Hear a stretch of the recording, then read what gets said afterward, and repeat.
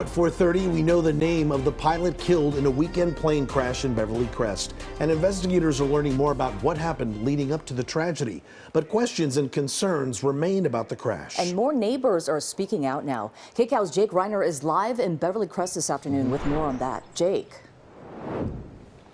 Susie and Juan, like you mentioned, we are learning more about the pilot that died in this crash. But as you can see up above, behind me, the crash scene has been completely cleared today.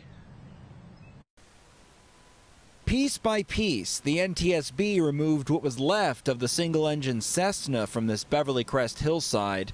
After the scene was cleared, a Jewish nonprofit organization called Misas Kim, which is assisting the family of this pilot, went to work. We did what we needed to do to ensure that what's called kavod hames, which is a Hebrew word for dignity of the dead. Anything that is part of the person's body needs to be buried either alongside the body or as soon as you can after that. On Monday, the pilot was identified as 38-year-old Alon Inditsky, who lived in Woodland Hills.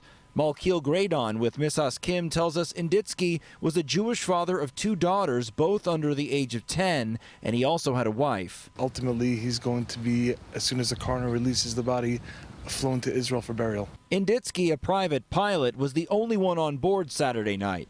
The NTSB said his original flight plan was to return to Camarillo, but for an unknown reason requested to land at Van Nuys Airport.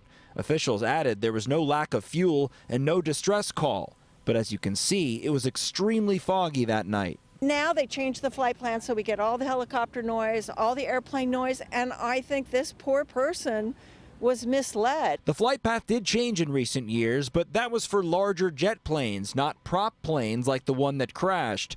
However, Timmy Romolini, founder of Quiet Skies Woodland Hills, says changes need to be made. There's really nothing they can do in the immediate unless somebody's willing to say, hey, when it's foggy, you're putting innocent lives in danger. So we're not going to permit you to take off from our airports. But again, because of ANCA, cities can't impose rules. That's an FAA call.